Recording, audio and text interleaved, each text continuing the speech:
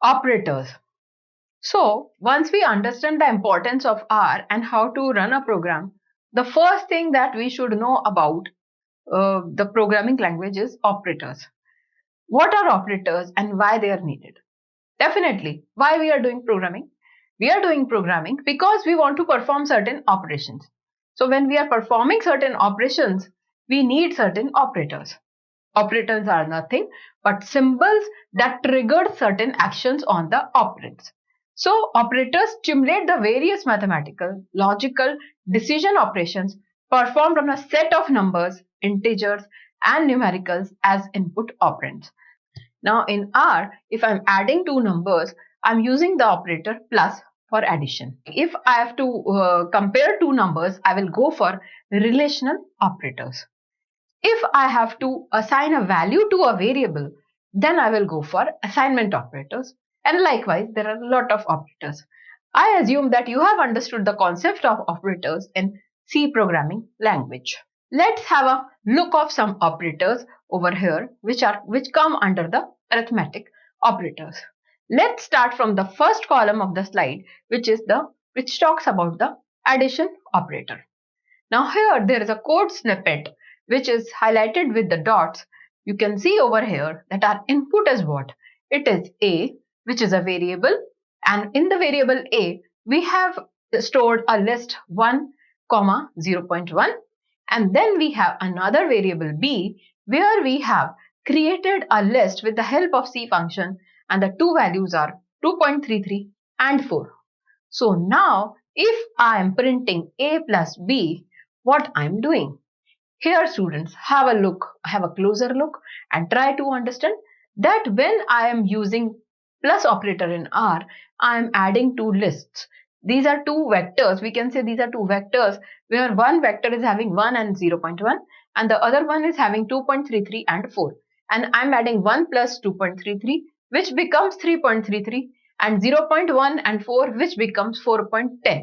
So you can see the corresponding elements index by index, there is an addition of the values which can be seen in the output, which is 3.33 and 4.10. So you can see how convenient it becomes to add two list of values very easily in the R programming. Now let's talk about the double percentage operator. So this is basically a modulo operator. We can say it will give us the modulo. So here we have list 1 which is having values 2, 3 and the second variable is list 2 where we have the values 2, 4. So if I am saying list 1 modulo list 2, which means I am trying to find out the remainder. So remainder is what? When 2 divided by 2, the remainder is 0. So we get the 0 remainder. On the contrary, when 3 divided by 4, the remainder is what? 3. So we get the output 0, 3. So that is how if I am dividing the list 1 by list 2 and want to find out the remainders, that how many set data sets have 0 and how many have non-zero values. Very easily I can apply modulo operator and I can find out whether there is a remainder or not. Likewise, let's have a look on the division operator. You can see over here, division operator is the symbol /. So now here A is 1 and B is 0. So you can see A divided by B. I have written print A divided by B and the output is minus INF. Why? Because anything divided by 0 becomes minus INF. So you can see over here that division operator, at times when it is giving some proper division, it will give you output, but if it divide by 0, it will give you the output minus INF. Next we have the subtraction operator. Very simple. It is similar to the addition operator. Here the two variables are A and B and not list. You can see the two numbers are A and B, 6 and 8.4. So if I say A minus B, I am getting minus 2.4. So it is quite a simple and self-explanatory example. And then we have the power operator. Now I hope you all must be knowing what is power operator. Power means suppose 2 to the power 2. which means 2 into 2. So if I want to raise the power to a number, what will I do? List 1 is C 2 comma 3 and list 2 is C 2 comma 4. So here print list 1 to the power of list 2. So you can see over here 2 to the power of 2, which becomes 4. Why? Because 2 into 2 output. Now you will say how this 81 has come. This 81 has come because 3 to the power of 4, which means 3 into 3 into 3 into 3. So that is how we are doing. So 3 3s are 9, 9 3s are 27 and 27 3s are 81. So that is how we are using the power operator. So you can see over here that here with the C function, if I have done list 1 is equal to C and within brackets 2 comma 3, I am just passing a list of values. But the point is that suppose the list of values is say 100 values and list 2 is also having 100 values, then the computation becomes so easy. It is just a one line command. Now let's see that how these are in the previous slide we have seen the basic operators and how they can be applied. But now in this example, we will see that how we write the program and how formatting and the printing of the output can be displayed on the screen. And we will also see a cat command which is used to print the output on the screen with the help of concatenation, or we can say with the help of printing text on the screen. So let's have a look of this code. This is a R program to illustrate the use of arithmetic operator. Now you all know, you know the compiler, this entire program you can write very easily in a text file and store that with R extension and you can execute it later. So when you execute, you will get the output which is shown in the reverse video in the second half of the slide. So let's start line by line. VEC1 is my first variable, vector 1, which is assigned C with the help of C function. It is assigned two values 0, 2. VEC2 is my second variable, which is assigned a value 2, 3. Now I want to apply the vector functions, which is all the 6 functions I have applied over here. I am using the cat function. The cat function has a beauty that you can concatenate or you can add the text in the function, put a comma and then the operator or then the equation and then a new line. So let's go with the first line, cat addition of vectors.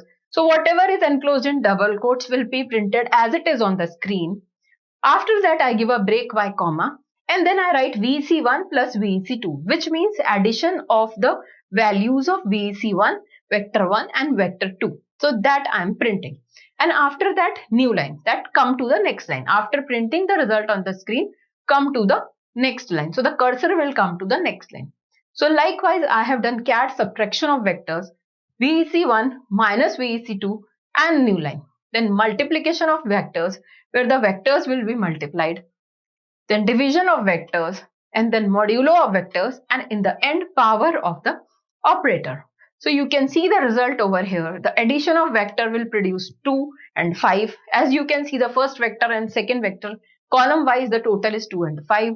If we go for minus then it becomes minus 2 and minus 1. As you can see 0 minus 2 becomes minus 2 and 2 minus 3 becomes minus 3. Likewise if I go for multiplication of vectors, I multiply the corresponding values which becomes 0 and 6 and like that division and modulo and power. So you can see how powerful these operators are, and with the help of these operators I have created two vectors and I am applying the operator on the complete series of values, the list of values. Here it is just 0, 2. It can be 0, 2, 3, 4, 8, an upper limit is can be anything. So you see the powerful of the operators, that how powerful the operators are, that with just one operator we can compute the result of the entire series. Now let's talk about logical operators. So we have seen in the previous example about the arithmetic operators and we saw that how we can compute or we can plus, minus, multiply and do all the arithmetic operators so easily. Now we come with the logical operators. Now logical operators stimulate element-wise decision operations. based on the specified operator between the operands, which are then evaluated to either a true or a false Boolean value. So mainly when I'm applying a logical operator, I'm getting a Boolean output. The output can be either true or false. Any non-zero integer value is considered as a true value, and be it complex or real. So if it is a non-zero value, it is considered as a true value. And if it is zero, then it is converted into a false value. So we will see element-wise logical operators. So the first operator is OR operator. Now this operator returns true if either of the operands is true. So suppose I have two lists, list 1 and list 2. As you can see, in the list 1, the first value is true and the second value is 0.1, which means both the values are true. 0.1 will also be considered as true. So I can say in my list 1, it is true, comma, true. And in my list 2, it is 0, comma, 4.3i. So basically 0 is what? 0 is false and 4.3i is what? This is again true.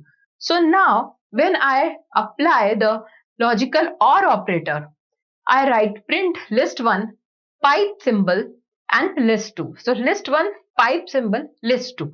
That is what? That is my logical operator. And I press enter. So my output comes true, true. Why it is coming true, true?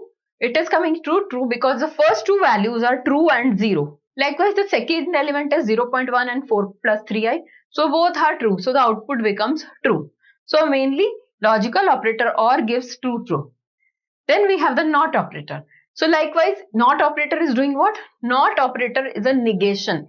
It is a unary operator which negates the status of the element. So suppose the element in the list is true, so your output would be false. And if the element in your list is false, your output would be true. So you can see in this example that the element in the list is false. It is a false value.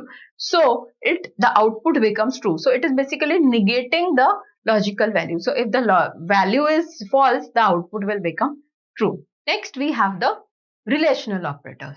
Now, relational operators are what? Relational operators carry out the comparison between two corresponding elements of the operand, and it will return a true value if the first operand satisfied the relation compared to the second. A true value is always considered to be greater than the false. So let's understand with the help of example now. Less than. So the first relational operator is less than.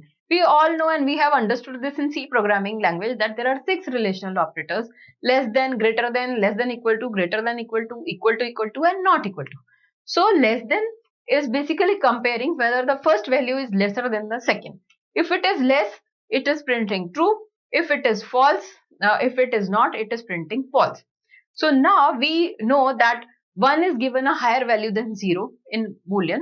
So here in this example, list 1, C, true, comma, 0.1, comma, apple. And list 2 is C, 0, comma, 0.1, comma, bat. So the first comparison takes place between true and 0. Now we know true is 1 and 0 is 0. So true becomes 1 and we know that 1 is greater than 0. So that is why the condition is false. When I write print list 1 is less than list 2, if it is true, then the output would be true if the condition comes true. But here the comparison is between true and 0, which means true is converted to 1 and 0 remains 0, and 1 is greater than 0, so the condition is false, so the output becomes false. In the second case, 0.1 is less than 0.1. Again, the condition is false because 0.1 is equal to 0.1, and that is why again the output is false.